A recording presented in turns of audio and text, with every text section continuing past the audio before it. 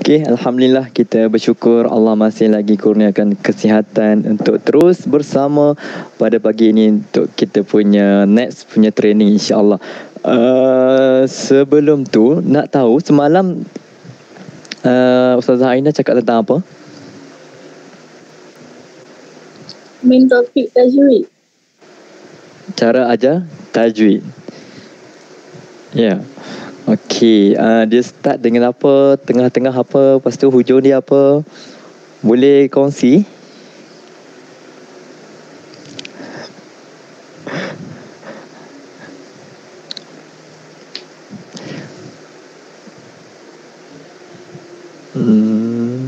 Boleh ke? Boleh. Kita cakap-cakap dulu. Silakan Fatihah.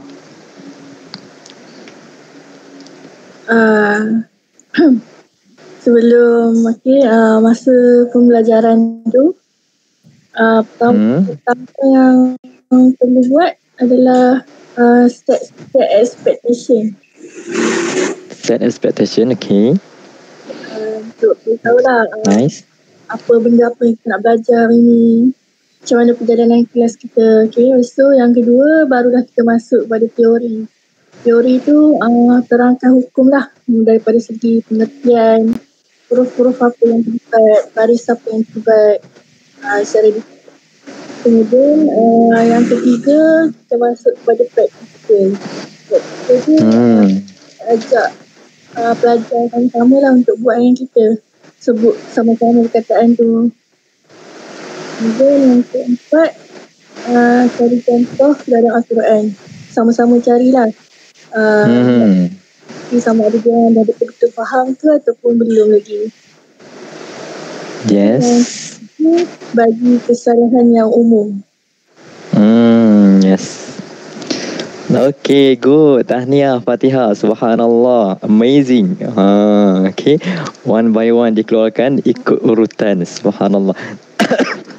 Dan kalau kita tengok dia tajuk dengan asas tu ada sedikit persamaan tapi dia tak sama betul-betul lah kan.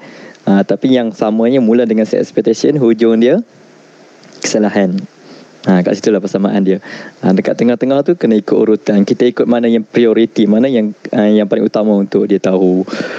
Okey, yang lain-lain mungkin ada nak kongsi selain daripada apa yang Fatihah cakap? Nabila pula keluar. Tinggal Zaitun je lah yang lain-lain tu. Mungkin ada info-info tambahan ke?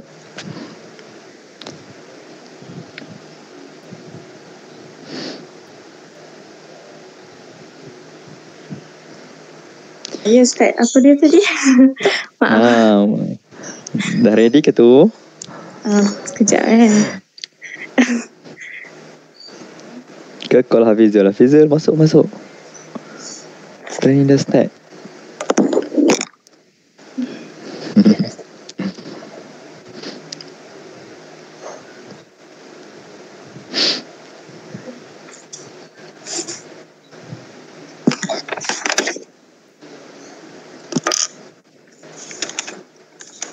Apa yang belajar semalam Ustaz?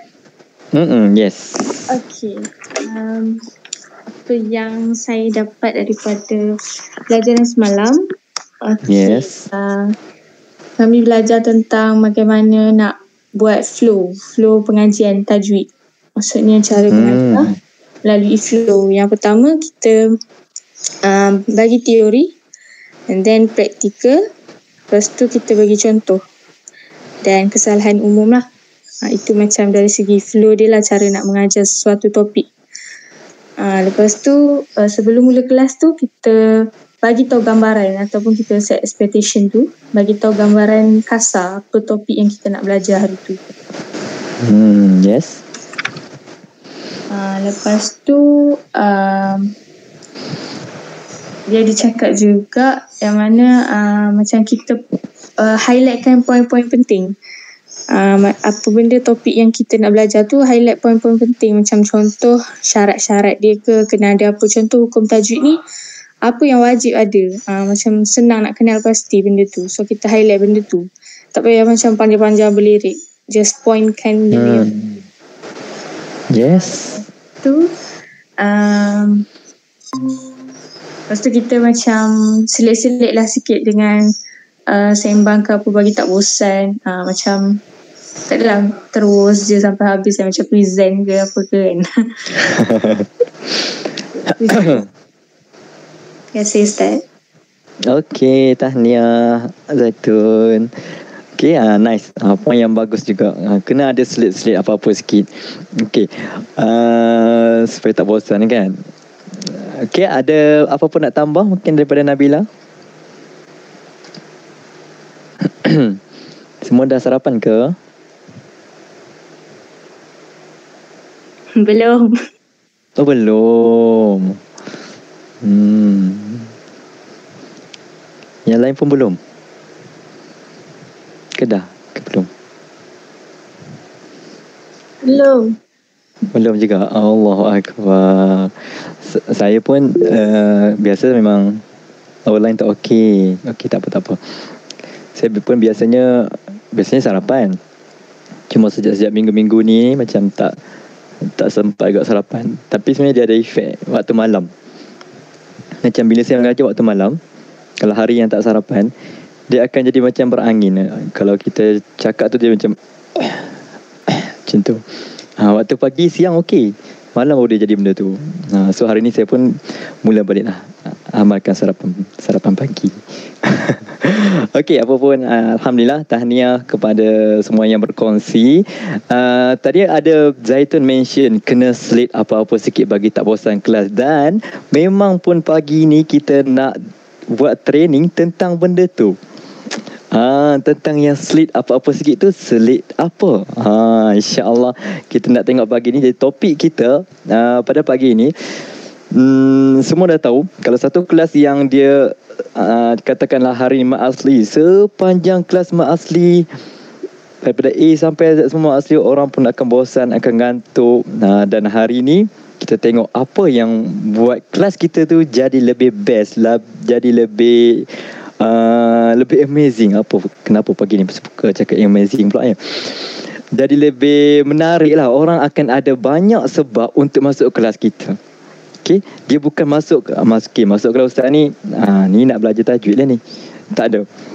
Dia akan ada banyak lagi sebab selain daripada tajwid, rupanya ustaz ni dia ada juga dia kongsi tentang ni. Okay? InsyaAllah.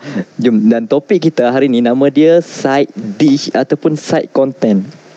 Kalau hari tu kita tengok main menu, first kita tengok appetizer, lepas tu main menu, side dish. Side dish ni bahasa Melayu dia apa? Makanan tepi. Apa bahasa Melayunya? Makanan sampingan. Yes, terbaik. Betul, tak jumpa istilahnya. Makanan sampingan, side dish. InsyaAllah. Dan apa yang kita boleh buat untuk side dish untuk bagi menarik kita punya kelas ni, ada beberapa perkara lah yang macam kita di Azan Sri sediakan benda-benda ni untuk mungkin boleh dijadikan panduan. Bila nak masuk kelas tu, okey, ada tak lagi side dish? Main menu dah ada, side dish ada tak lagi? Ada beberapa panduan yang kita sediakan. Tapi side dish ni sebenarnya benda dia sangat-sangat luas. Tak semestinya apa yang akan saya bagi tahu satu persatu ni akan jadi side dish anda. Katakanlah ada idea lain, contoh side dish apa, macam ada idea nak buat permainan ke, permainan pun boleh jadi side dish lah tu. Okay, ada idea nak buat teka-teki ke, pun boleh jadi side dish. Okay, macam-macam lagi side dish. Okay, baik, side dish yang pertama yang boleh kita letakkan. Side dish ni tak ada beberapa side dish yang saya nak kongsi ni, tapi taklah bermaksud semua sekali side dish kita masuk dalam satu kelas. Nanti side dish bertukar jadi main dish kalau banyak sangat side dish dia. Side dish ni boleh kata kalau dalam 100% daripada main menu tu 100% kan. Side dish ni lebih kurang macam 20% je untuk side dish, ataupun 30% je untuk side dish. 20 ke 30% je untuk side dish. Kalau kelas tu, okey, kalau kita plan untuk intro 10 minit, untuk mengajar 45 minit. Dalam 45 minit tu mungkin ada 10 minit untuk side dish. Macam tu. Okay. Baik. Yang pertama, side dish yang sangat-sangat bagus, yang proven lah sebelum-sebelum ni kita gunakan dalam kelas kita, ialah side dish yang berbentuk tadabbur. Side dish berbentuk tadabbur. Tadabbur ni benda ni sangat interaktif lah. Tadabbur. Sebab dia membawa satu dimensi yang lain dalam kefahaman student kita. Ramai sebenarnya student-student kita yang dewasa-dewasa ni, dia suka sangat baca Al-Quran, tengok maksud. Baca Al-Quran, tengok maksud. Tapi kita pun tahu kan, kalau sekadar tengok maksud yang kat situ, dia macam tak mendalam lagi, sekadar nampak luaran je. Kalau kita ada ilmu, kalau kita ada pengetahuan tentang ayat tu dengan lebih dalam, kongsikan dengan kelas kita. Tapi cara untuk kita bawakan tadabbur ni, cuba bawakan satu dengan kaedah yang lebih entertain, lebih best. Kalau kita sekadar, okey tuan-puan, hari ni saya nak cerita sikit tentang maksud, kita nak tadabbur sikit tentang ayat ni. Okey, dia orang pun dengar macam tu. Jadi macam tu je. Tapi kalaulah, contoh, saya bagi satu contoh ya. Tuan-puan, kalau tuan-puan tengok dalam surah Al-Mulk, Allah letakkan perkataan, surah Al-Mulk ayat kedua, Allah letakkan perkataan mati baru hidup. Allazi khalaqal mauta, mati, wal haya. Kenapa ya tuan-puan? Kalau kita buat macam tu, dia akan macam menarik. Student akan mula berfikir. Kenapa ya? Berbeza dengan cara yang pertama tadi. Yang pertama kita just, okay, hari ni kita nak tengok tentang apakah maksud ayat ni. Biasa sangat. Kan kita punya terjemah hari tu apa yang saya pernah cakap dulu tu, orang biasa dah ramai, jadilah orang luar biasa. Okay, kita cuba present dengan cara yang luar biasa. Okay. Contoh, kenapa Allah tak perkataan mati baru hidup? Lepas tu student pun akan mula berteka-teka. Lepas tu macam-macam. Bila student teka ke apa, raikan je. Yes, betul. Betul. Masya Allah, nak tepat dah tu. Walaupun sebenarnya memang salah ke apa, macam boleh jadi jawapan dia. Cara kita respon tu, respon yang positif lah. Janganlah macam buat dia tak hilang confident terus kan. Bukan macam tu. Dia pun dah tak nak jawab dah lepas tu. Okay. Siapa-siapa pun yang jawab, apa sahaja pun jawapan yang dia bagi tu, raikan semuanya. Nice, tahniah. Idea yang baik, pendapat yang bagus. Macam tu. Okay. Lepas tu, kalau untuk topik tadi kan, okay, tuan-puan rasa-rasa kan, kita ni mati berapa kali, hidup berapa kali? Tanya lagi soalan. Benda-benda ni lah yang buat ustaz ni sebenarnya nak cerita apa, ustazah ni nak cerita apa sebenarnya ni. Tadi tanya kenapa letak mati dulu, lepas tu baru hidup. Lepas tu kan ada keluar macam-macam lah. Itu semua wallahu a'lam lah, semua keluar. Okay. Lepas tu kita tak tanya lagi dekat dia, agak-agak kan kita ni mati berapa kali, hidup berapa kali? Nanti ada yang akan jawab mati sekali, hidup 2 kali, mati 2 kali, hidup sekali lah, macam-macam jawapan. Sama juga raikan jawapan dia. Boleh jadi juga kan. Kita mula mati walaupun kita dah tahu jawapan dia salah. Mula kita sekarang ni hidup, nanti mati, lepas tu kita hidup balik. Contoh macam tu. Lepas tu lepas dah selesai dia teka-teka, okey, jom kita tengok.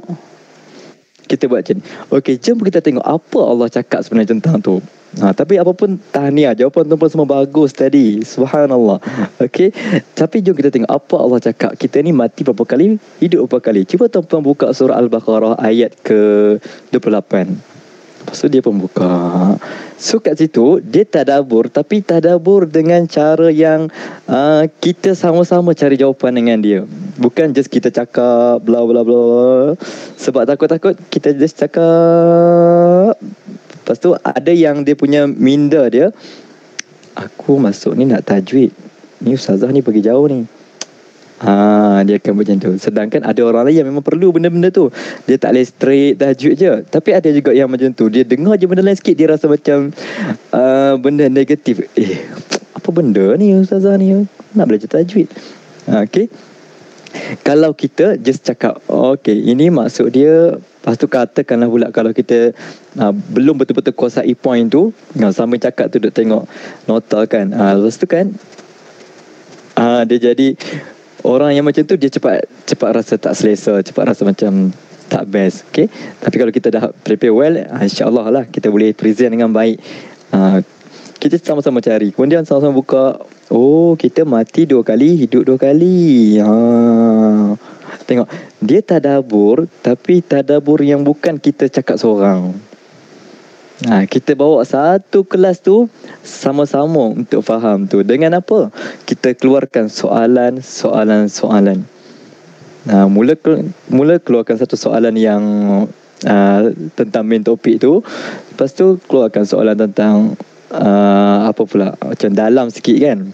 Lepas tu baru bagi jawapan. Waktu kita bagi jawapan tu lah kita boleh cakap banyak sikit. Sebab apa? Tadi kita semua dah tarik kepada, katakanlah semua tadi memang jawapan tak berapa tepat.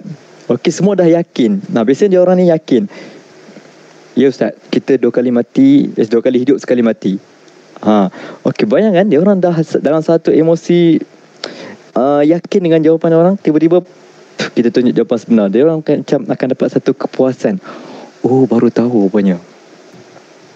Dia akan jadi macam tu. Okay. Berbeza dengan kita just cakap. Macam ni je. Macam tu.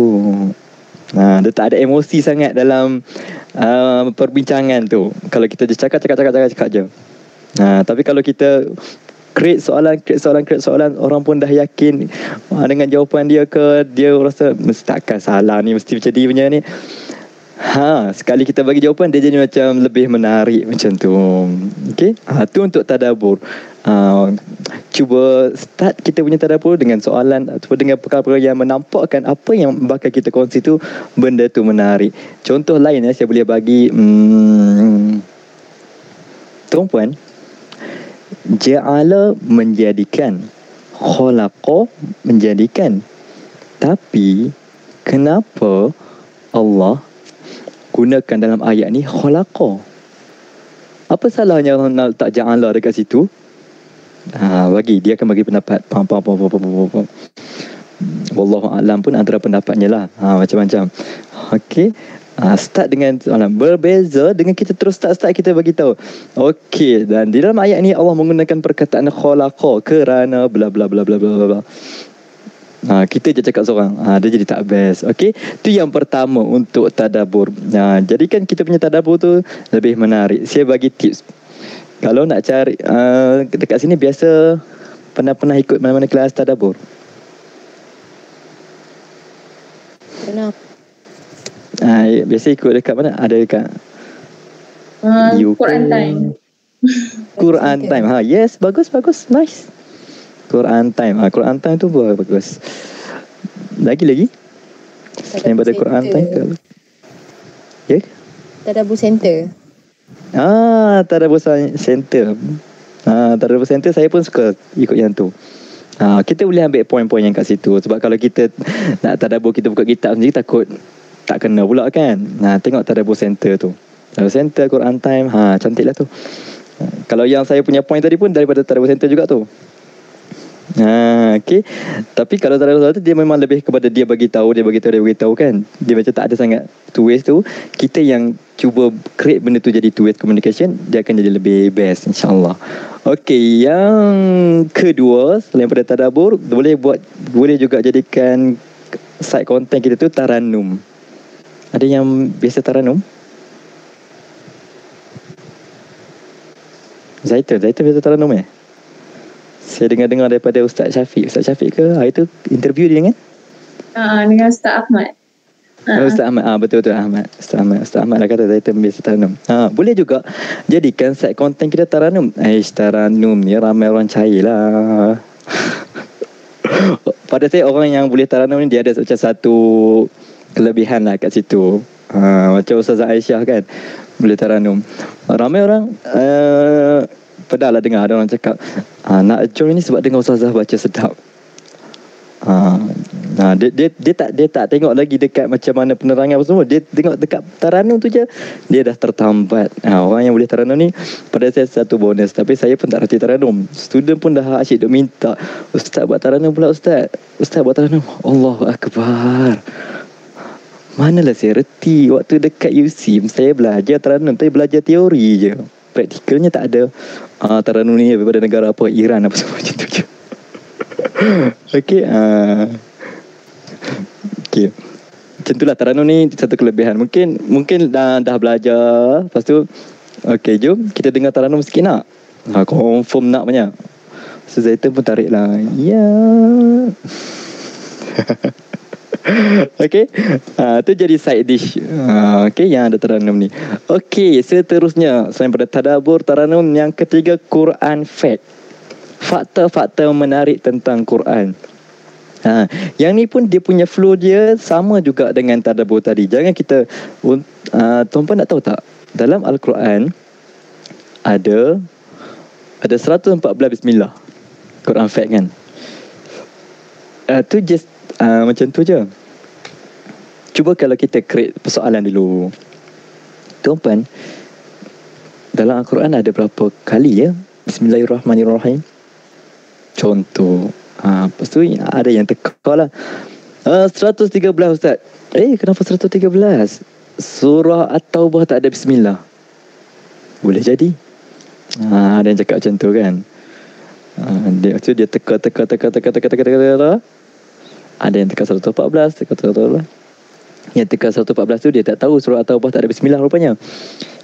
Yang teka 113 tu dia tahu surah At-Taubah tak ada Bismillah, tapi dia tak tahu dalam surah Al-Anfal kan ada Bismillah lagi satu.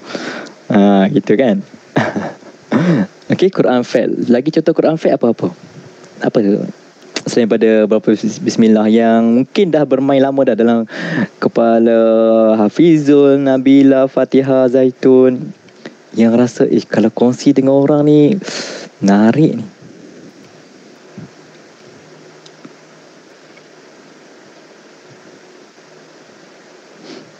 Contoh Quran fact. Ni nama penulis Al-Quran. Osman apa? Osman. Tak apa, boleh check balik lah nama dia. Tak silap nama Osman.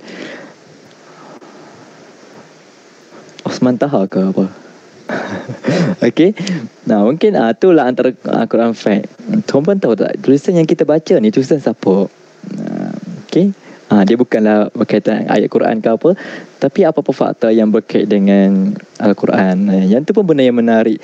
Okey, selesai 3. Yang keempat ni pada saya benda yang paling tak semua orang ada, tapi kita sama-sama usahakan supaya semua orang ada benda ni.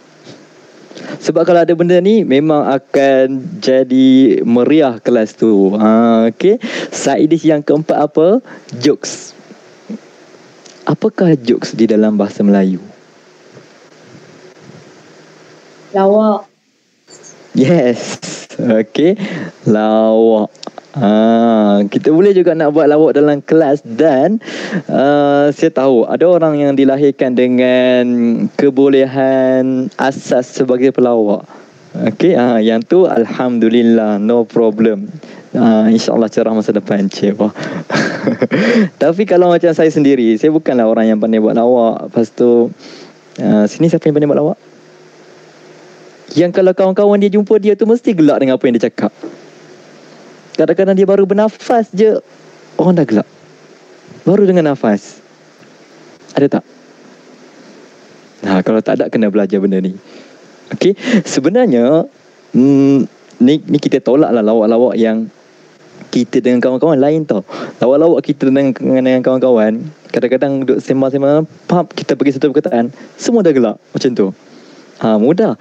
Tapi kalau kita sebagai presenter, kita sebagai performer, kita sebagai orang yang duduk dekat depan, kita nak buat lawak, dia tak semudah tu. Dia jadi lain. Yelah, nak kata two-way communication tu bukanlah banyak kan, sebab banyaknya kita yang cakap. Kalau ada two-way communication, lawak tu senang jadi. Tapi ni kita yang banyak cakap dalam kelas tu. Boleh kata memang ada two-way communication, tapi tak semua. Jadi lawak tu kita yang kena create dia satu persatu. Sebab apa? Pernah tak terfikir sebab apa? Okay, dalam satu keadaan kan, untuk bersembang, sembang, pap, kita bagi satu perkataan, so semua gelap.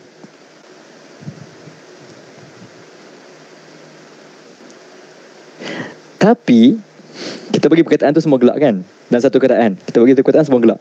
Tapi katakanlah kalau keadaan tu tak ada, kita tiba-tiba pap, kita tiba-tiba masuk, contoh yang tadi satu keadaan dah wujud, kita cakap tidur, semua gelap. Tidur. Satu lagi keadaan, orang semua diam, kita cakap tidur, tak ada siapa gelap. Sebab apa agak-agak? Sebabnya untuk jadikan satu lawak tu, dia kena ada satu situasi dulu. Ya, dia tak akan tiba-tiba kita cakap tidur semua orang takkan. Jadi kena ada satu situasi, satu keadaan, satu atmosphere di satu tempat tu, orang semua macam dah semua gelap, punchline. Okay, jadi kita sebagai yang duduk dekat depan yang bercakap ni, kita kena create situasi tu. Sebelum buat lawak, jangan terus lawak. Diam kelas, habis. Hilang confident. Tadi dah sedap dah. Dah plan-plan nak buat lawak, cakap, tak jadi. Kan sedih tu. Okay. Jadi create situasi tu, macam mana kita set expectation. Set expectation je. Yes. Memang set expectation ni penting. Okay. Contoh saya bagi set expectation. Muhammad seorang yang pemalas. Tu set expectation. Okay. Contoh kita bagi satu fakta macam tu lah. Muhammad seorang pemalas. Semua orang akan bayang, okay, Muhammad ni seorang yang pemalas. Itu set expectation. Pemalasnya Muhammad ni, dia sampaikan malas untuk basuh baju dia, malas untuk basuh stokin dia, malas untuk basuh kereta dia, malas untuk basuh apa lagi, kasut dia. Okey, tadi kita set expectation Muhammad tu seorang pemalas. Set expectation. Kemudian kita bagi contoh-contoh macam tadi tu. Sebenarnya tu nama dia build momentum. Build momentum ni, dia dah ada, first dia dah ada idea. Okey, dia nampak Muhammad tu pemalas. Kemudian kita build momentum, dia sedang menuju kepada benda apa yang Muhammad malas ni. Malas rupanya dia tak basuh apa habis semua. Baju tak basuh, seluar tak basuh, apa lagi? Kasut tak basuh, stokin tak basuh, kereta, motor dia tak basuh semua tu kan. Sekarang tadi set expectation. Yang kedua build momentum. Orang okey, lepas dia malas basuh baju, mesti dia malas basuh seluar juga. Lepas tu dia mesti malas basuh stokin juga. Lepas tu mesti dia malas basuh apa lagi, kereta juga. Orang semua dah mula berteka-teka. Sekali kita bagi punchline, dia juga malas untuk basuh badan dia sendiri. Tiba-tiba kita build momentum macam tu, orang akan nampak barang, kita cakap benda yang lain daripada barang. Rupanya orang tu sendiri pun dia malas basuh badan dia. Yang itulah nama dia punchline. Okey, jelas tak? So dia ada 3 step. Pertama set expectation. Yang kedua kita build momentum, buat orang rasa okey macam ni. Tiba-tiba kita cakap benda yang lain daripada orang yang orang anggap tu. Benda yang lain daripada apa yang orang sangka tu. Dekat situlah jadinya lawak tu, punchline tu. Sebab itulah yang tadi cakap tidur je. Tidur tu punchline sebab apa? Orang dah set expectation, dah build momentum, benda tu dah tersedia di kalangan sahabat-sahabat kita, kita masuk tidur. Tidur pun orang pakat gelak. Itu cara dia. Okay? Set expectation, build momentum, punchline. Jangan terus tiba-tiba punchline, senyap kelas kita. Lepas tu hilang lah confident. Aduh, tak jadi pula. Itu yang Ustazah Aina kata hari tu, kalau tak boleh buat lawak, kena rancang lawak. Inilah nama dia, rancang lawak. Set expectation, build momentum, punchline. Benda ni alhamdulillah, saya rasa antara benda yang mengubah hidup saya jugalah. Kalau dulu memang apa, sebab saya ngaji waktu malam pula orang dah penat. Biasanya itulah on just okay, jangan kelas Ustaz Muhammad, macam Teranum pun tak pandai macam tu. Okay, okay, kelas Ustaz Muhammad, Teranum pun tak pandai, Ikut je lah dia terang. Okey, Alhamdulillah faham macam tu je. Tapi bila saya belajar tentang benda ni, rupanya lawak tu ada step dia. Saya cuba aplikasikan dekat dalam kelas. Alhamdulillah nampak hasil tu lain. Sampai selalulah orang komen kelakar lah ustaz ni, kelakar ustaz ni. Dia orang tak tahu kita belajar tahu benda tu. Bukan kita automatik jadi kelakar. Gitu. Tapi okey lah. Kira jadilah tu ya. Insya-Allah. Okey. Ada tak apa-apa yang bila saya bagi tahu tentang set expectation build momentum punchline ni, macam tiba-tiba macam ada dapat idea. Macam pernah berlaku dalam hidup. Hafizul, Nabila, Fatihah, Zaitun. Pernah tak tiba-tiba terfikir, lah patutlah hari tu aku gelak dia cakap benda tu. Punya sebelum tu dah ada set expectation build momentum.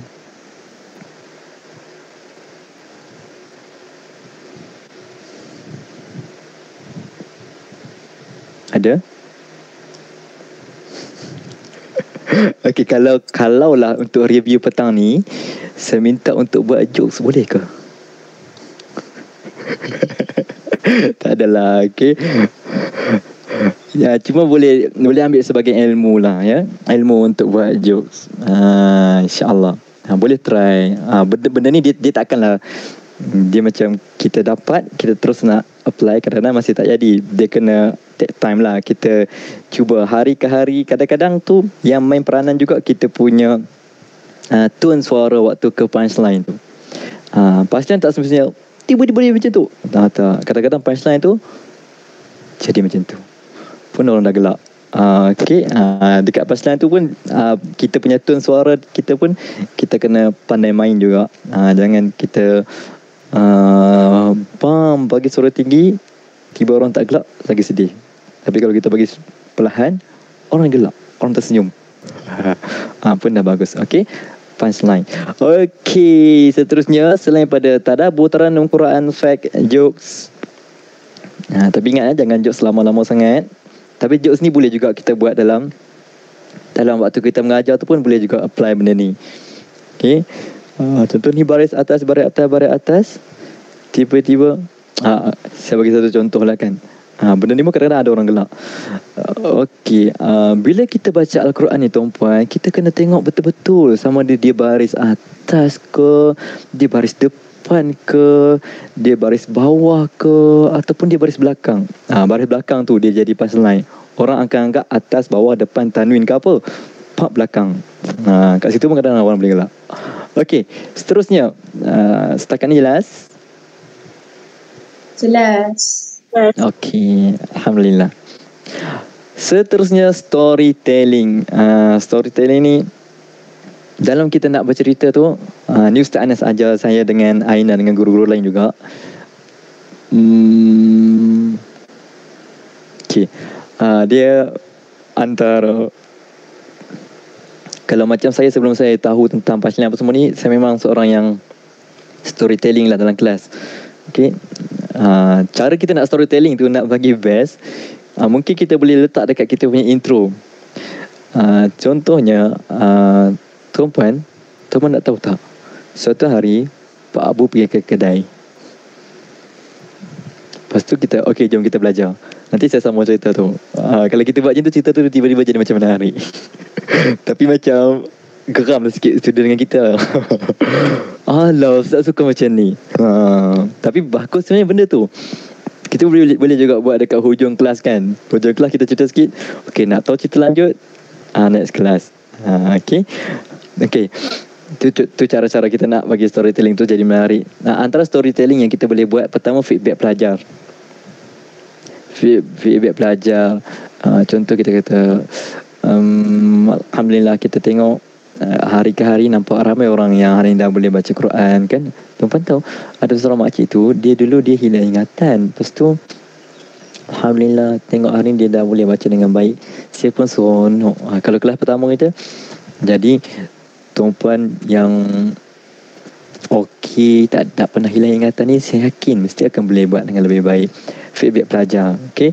Ataupun nak kongsi storytelling tentang sirah. Kalau saya dulu tentang sirah selalulah. Ini setahun lepas. Sirah ni boleh kita dapat dengan tengok apa sebab nuzul ayat ke, katakanlah ada ayat tertentu yang kita nak baca hari tu. Sebelum kelas tu kita dah check, okey, kenapa ayat ni turun. Sirah. Ataupun boleh je kalau tak ada kaitan dengan ayat tu, apa-apa sirah yang mungkin boleh dijadikan tauladan. Lagi satu kelebihan juga benda-benda ni macam storytelling semua ni, dia dia satu perkara yang boleh dijadikan sebagai establishing credibility. Sebagai seseorang, apa saya sebut tadi? Establishing. Yes. Establishing credibility. Establishing credibility tu sesuatu, credibility ni sangat-sangat penting untuk sesiapa saja yang bercakap dekat depan. Okay. Dengan orang akan nak dengar kepada someone yang bercakap depan dia tu. Someone tu dia dah, mungkin dia ada pengalaman, dia dah ada background yang hebat. Orang macam tu orang akan nak dengar. Jadi penting juga sebenarnya untuk buat storytelling ni untuk establishing credibility. Contoh, saya dulu, muka saya kalau tak kenal agak-agak umur berapa? Ada dulu student kata 2 tahun lepas lah, student kata saya ni budak SPM ngajar dia. Okay. So kita orang yang umur 20 ni kadang-kadang orang boleh teka-teka macam tu. Dia ingat budak SPM, budak SPM nak ajar aku, siapa budak ni. Sebab tu penting establishing credibility tu. Antaranya dengan storytelling. Saya ada seorang pakcik tu, dia memang macam tak, yelah dia tengok budak-budak kan, kita tengok cara dia dalam kelas tu macam dia nak tunjuk power lah dia dalam kelas tu. Saya pula waktu tu macam blur lagi, macam belum mula lagi mengajar. Aduh, macam mana bila pakcik tu macam keep on tekan kita, tanya soalan yang pelik-pelik apa semua tu, benda-benda tu kalau kita tak boleh jawab, yelah takkan kita nak mereka jawapan. Kalau boleh reka tak apa lagi, tapi takut reka tersorang kan bahaya tu. Kita akan cakap tak tahu. Bila banyak sangat benda yang kita cakap tak tahu, benda tu akan menurunkan kredibiliti kita sebagai orang yang kat depan. Sebab tu penting sangat establishing credibility, antaranya dengan buat storytelling. Katakanlah kita masuk kelas tu, kita ada kongsikan satu kisah tentang sirah yang tak ramai orang dengar. Ataupun satu sirah ke, satu cerita-cerita yang berkaitan dengan agama, dengan tauladan yang tak ramai orang dengar. Yang lepas tu lagi best pula kita kaitkan kisah tu dengan mana-mana ayat Al-Quran. Dari situ, dia ni bukan biasa-biasa ni, nampak macam budak-budak, ilmu dia bukan biasa-biasa ni, padahal tahu benda tu je. Okay. Tapi benda-benda tu kita kena buat untuk apa? Establishing credibility. Kalau kita just aja tajwid, ustaz ni tahu tajwid je, sekali kita tambah benda-benda lain, contoh macam storytelling sirah ke apa ni, wow, banyak benda aku boleh dapat ikut kelas ni ya. Selain dapat tahu tajwid, tahu huruf, ustaz ni terror juga sirah ni. Establishing credibility. Okay. Sirah, apa tu boleh juga kongsi tentang kisah pelajar. Kisah pelajar, kongsi-kongsi benda-benda ni lah yang buatkan trust student-student kita tu meningkat lah. Dulu ada seorang pelajar saya, ada seorang pelajar saya dulu, dia kata dia mula baca Al-Quran, tuan-puan, dia mula dengan baca huruf, dia mula dengan baca huruf Rumi. Bima, B-I-M-A, Ta'malun, T-A-Q-M-A-L-U-N. Dia mula dengan tulisan Rumi. Kemudian Alhamdulillah setelah beberapa bulan kita bimbing, saya ajar dia, Masya Allah, suatu masa saya minta, sebab saya tengok dia bagus lah, walaupun dia mula dengan Rumi, tapi dia seorang yang betul bersungguh-sungguh, dan nampak bila dia bersungguh-sungguh tu hasil dia memang cepat dapat. Setiap kali dalam kelas tu apa-apa pun dia boleh jawab. One day saya nak test lah dia, betul ke dia ni Tata boleh je sebut yang dalam modul ni Tata baca Quran ke laut juga. Saya pun try lah bagi Quran dekat dia. Lepas tu dia baca, subhanallah, dia menangis tuan-puan. Dia kata dekat saya, saya tak sangka ustaz, rupanya saya dah boleh baca Al-Quran. Macam tu. Cerita-cerita macam ni lah, dia macam bagi inspirasi kepada student-student kita yang lain untuk Okay, aku pun akan jadi macam dia. Okay, kisah-kisah pelajar yang ada inspirasi. Okay, lagi satu. Sekejap.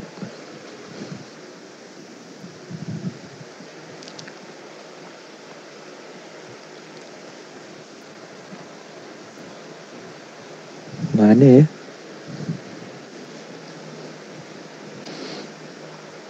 Alah, hilang pula. Okay, lagi satu. Takut salah step. Sekejap saya ambil buku tu.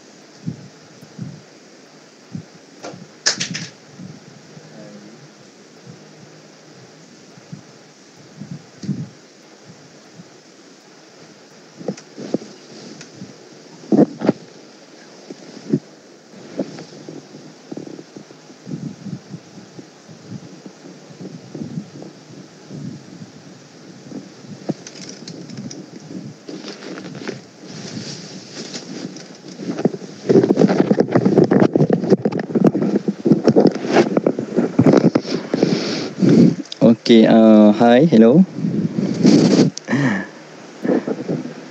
Tak tahu lah, mungkin petang nanti kot saya kongsi benda tu, tentang step-step untuk storytelling.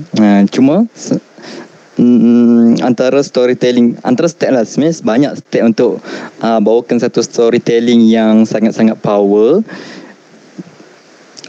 yang memberi kesan dalam hidup orang. Okay, antaranya macam ni. Kita menggunakan, mula-mula kita bagi tahu kat dia tentang satu isu. Mula bagi tahu tentang satu isu. Contohlah, isu tak boleh baca Al-Quran. Tuan-tuan, ada orang tu dia tak boleh baca Quran. Okay, ni cara untuk bagi satu kita punya storytelling tu efektif. Kemudian lepas isu, kita bagi tahu apa kesakitan yang boleh berlaku disebabkan dia tak boleh baca Al-Quran tu. Tadi isu tak boleh baca Quran. Lepas tu kesakitan dia. Kemudian yang kita takutnya, setiap kali dia baca Al-Quran dalam solat dia jadi imam, tuan-puan. Lepas tu salah. Bayangkan macam mana dia punya makmum kalau imam baca salah.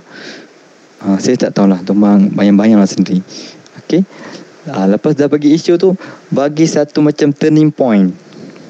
Tapi tuan-puan, satu hari tiba-tiba dia accident. Tiba-tiba dia accident. Waktu dia accident tu dia mimpi apa, masuk neraka ke. Lebih kurang macam tu lah. Okay, isu, pain, turning point, conclusion ni apa pengajaran yang kita boleh buat daripada kisah tu. Okay, itulah satu storytelling untuk kita bagi kita punya cerita tu jadi satu manfaat. Kalau nak belajar detail tentang storytelling ni, boleh tengok video apa, siapa dia ya, Apple punya pengasas tu. Orang kata dia lah storyteller yang paling bijak, yang paling power. Dia buat sales sebab antara sebab kenapa Apple sangat-sangat laku sebab dia punya presentation tentang satu produk dia tu, dia menggunakan kaedah storytelling. Bill Gates ke? Apple punya founder. Steve Jobs.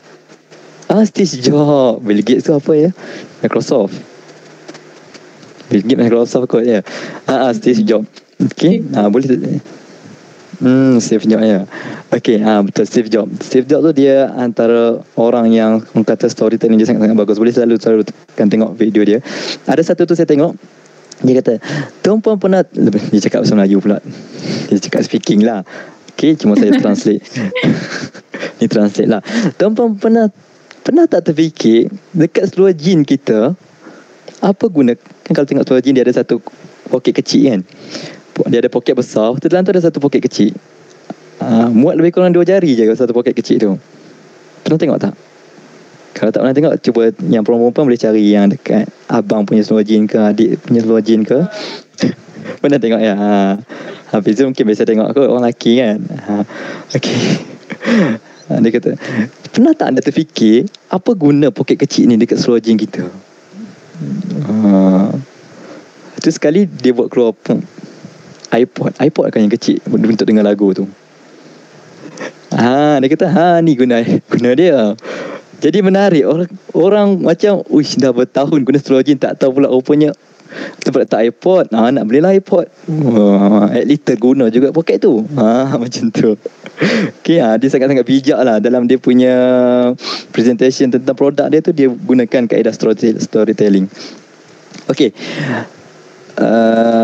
Jadi itulah 5 perkara. Pertama tadabbur, kedua taranum, Quran fact, jokes dan juga storytelling. 5 perkara yang kita boleh jadikan sebagai side dish di dalam kita punya kelas. Kalau antara ni yang paling saya selalu guna itulah yang tadabbur tu.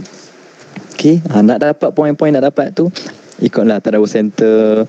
Ataupun kalau kita memang dulu waktu you ada tahu tentang apa-apa yang menarik, boleh je kita bawa dalam kelas kita. Okay?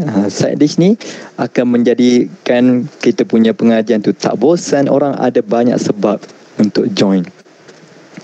Sebab apa lagi satu pentingnya side dish ni, ramai orang dia buat keputusan, majoriti orang termasuk kita, keputusan tu 80% disebabkan emosi. Okay, hanya 20% je disebabkan logik. Okay, aku masuk ni sebab aku nak belajar Al-Quran. Itu logik. Dia punya emosi apa? Kalau aku tak baca Quran ni, macam mana lah aku mati nanti. Emosi. So, nanti suami aku tegur, malu juga ni kalau tak baca Quran. Emosi. Dia ada banyak lagi sebab emosi berbanding sebab-sebab yang logik. Macam tu. Okay. Sebab tu kalau benda-benda ni boleh tarik emosi jugalah untuk kita punya kelas. Contohnya taranum, kelas Zaitun ya. Rindu nak dengar ustazah ni taranum. Nak join lah kelas dia. Macam tu. Okay, kalau kita ada tadabbur, best lah Ustazah Fatihah, Ustazah Nabila, Ustazah Ustaz Hafizul ni kongsi tentang tadabbur. Nak join lah kelas. Asalnya dia nak tajwid, tapi ada benda-benda side dish kita tu yang mantap, yang buatkan dia ada banyak lagi sebab untuk dia ikut kelas kita. Okay. Best lah ikut kelas Hafizul ni, Ustaz Hafizul ni kelakar. Bila dia buat lawak tu, dia ada set expectation, dia ada beat momentum, dia ada punchline. Kalau student kita belajar juga benda ni, tak jadilah kita punya lawak. Okay. Ni ustaz ni nak set expectation ni nak build momentum ni. Harapnya tak ada yang belajar lah benda ni. Yang tentang set expectation, build momentum, punchline ni saya belajar dengan Darren Tay, yang Singapura punya tu. Okay, jadi setakat di sini dulu kita punya training untuk pagi ni tentang side dish. InsyaAllah akan datang kita akan train pula tentang dah side dish apa? Dessert. Okay. Boleh tak sesiapa kongsi sikit dengan saya apa yang macam satu ilmu baru lah yang rasa macam wow, kena buat ni setakat apa yang kita belajar untuk side dish tu. Dia rasa macam best juga kalau buat ni. Macam tu. Okey, setiap seorang boleh kongsikan.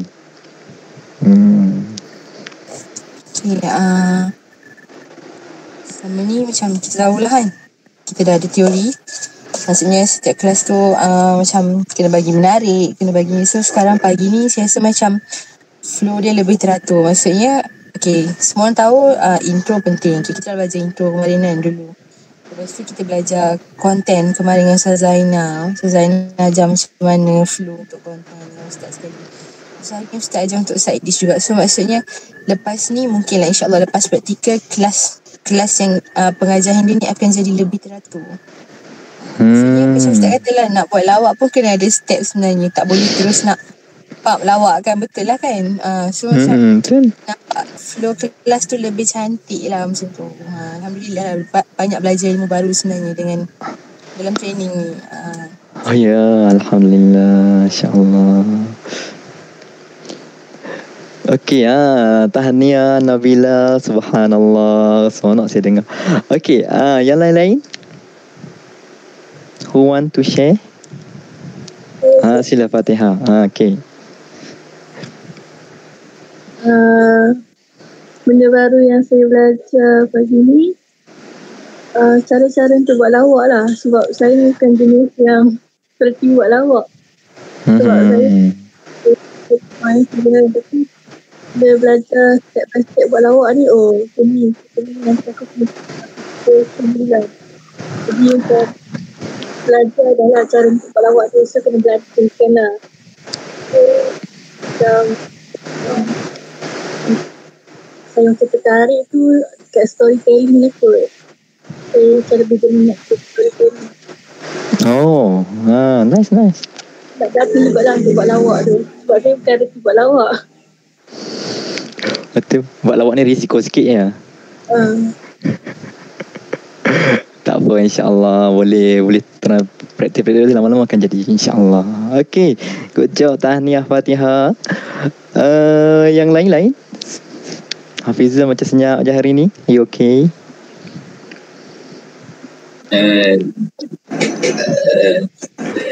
Pertama sekali minta maaf sebab lambat Zat. Tak apa. 2 hari ni line wifi tak tahu, dia tak bagi kerjasama yang baik. So tadi masuk lambat sikit. Masuk tadi pada nak bersini, tapi sempatlah aku yang start kongsi tu. Bagi saya, benda baru yang saya belajar pagi ni adalah berkenaan establishing credibility kita. Maknanya kita perlukan benda tu untuk sebab kita tak nak kita main credibility kita dia nampak rendah, dan bila jadi macam tu, macam saya cakap lah, pelajarkan mula rasa lain lah kita. Dan kemudiannya pasal storytelling tu, dia start cerita pasal kita ada satu isu, kemudian pain, kemudian kita turning point, kemudian conclusion. Itu bagi saya benda baru lah. Saya seronok lah dapat benda baru. Terima kasih. Oh ya, Alhamdulillah, syukur, Alhamdulillah. Okey, Zaitun sepertinya tertunggu-tunggu nak tambah tadi. Okay, tahniah Hafizul. Ya, daripada Zaitun pula nak dengar sikit. Okay.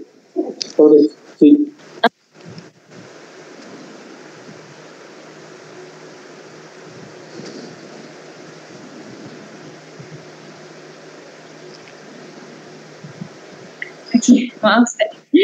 Okay.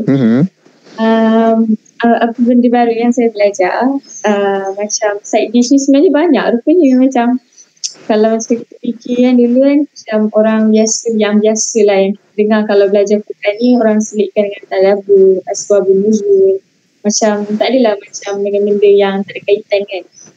Tapi sebenarnya bila tengok balik Ustaz cakap tu, banyak je benda boleh selit.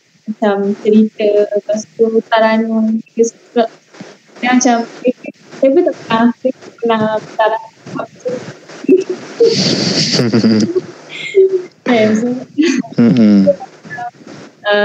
Okay, boleh guna benda ni mana? Okay, macam tu lah saya dapat.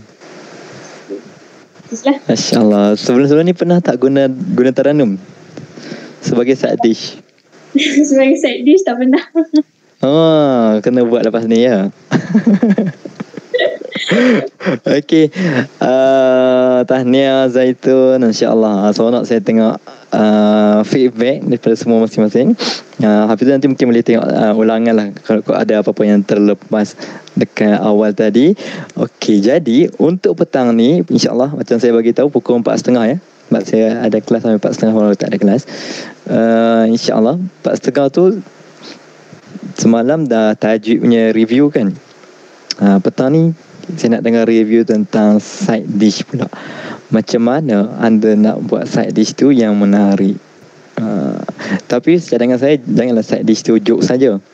Jokes tu contoh nak cerita tentang tadabbur, masukkan jokes tu kat dalam tadabbur tu okey lah. Dengan side dish tu betul-betul nak buat jokes dia. Orang dah tahulah ni nak buat lawak lah ni. Tiba-tiba masuk-masuk terus cerita tentang Muhammad seorang pemalas. Okay. Cuba create satu side dish petang ni, sama ada kita dapur ke, Quran fact ke, storytelling ke. Cuba create petang ni. Saya nak seorang 10 minit boleh untuk benda tu. Lama sangat 10 minit. Lama. Tak sampai. Takut tak sampai. Okeylah kita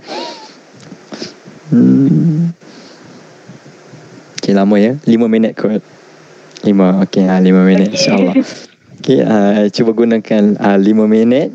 Setiap seorang cuba present satu side dish yang menarik lah. Dekat sini jangan anggap just kita punya latihan ni sekadar nak berlatih untuk hasilkan satu side dish yang menarik saja, tapi anggap juga ini sebagai satu latihan communication. Sebab communication punya skills ni dia tak semudah 1, 2, 3. Dia memang perlukan latihan. Okay. Boleh cakap depan cermin ke, cakap depan kamera ke. Macam saya sendiri, alhamdulillah bila Ustaz Anas pilih untuk masuk dalam ngaji Jom tu, memang cakap depan kamera setiap malam. Dekat situlah saya create. Saya macam tak segan dah nak buat muka pelik-pelik ke apa. Kadang-kadang antara perkara yang bermain di fikiran kita bila kita nak, nanti orang kata aku hodoh buat muka macam tu, orang kata tak senonoh muka macam tu, macam-macam kan. Tapi bila kita sesuaikan, kita selalu bercakap depan cermin ke depan kamera, kita tahu sebenarnya okey je nak buat muka macam ni kan, okey je nak buat reaksi macam ni. Okay. Boleh buat training macam tu. Tapi ada juga yang kata terpulang lah, mungkin boleh mula dengan tengok cermin ataupun tengok kamera. Tapi lepas tu cuba rakam guna kamera belakang. Kita bercerita ke, kita bercakap. Sebab bila kamera belakang ni, kita baru akan tahu sebenarnya kita ni macam mana. Kalau kita tengok muka kita sendiri, kita tahu, okey, aku tengah cakap dia, aku kurang senyum, aku nampak. Kita akan tiru senyum. Okey, waktu aku cakap tangan tak bergerak. Okay, tidur kita gerak. Tapi kalau kita tak tengok kita, waktu tu baru kita tahu, adakah bila kita cakap ni, tangan kita bergerak, muka kita senyum. Okay, itu antara cadangan-cadangan latihan yang boleh dibuat untuk improve communication. Okay, insyaAllah petang ni seorang 5 minit. Kita jumpa pukul 4:30 petang. Okay? Yes, Ustaz. Okay, insyaAllah jumpa lagi. Tahniah semua untuk pagi ni atas komitmen. Saya doakan semoga dipermudahkan untuk semua, insyaAllah ya. InsyaAllah. Okay, jumpa lagi. Assalamualaikum. Assalamualaikum warahmatullahi wabarakatuh.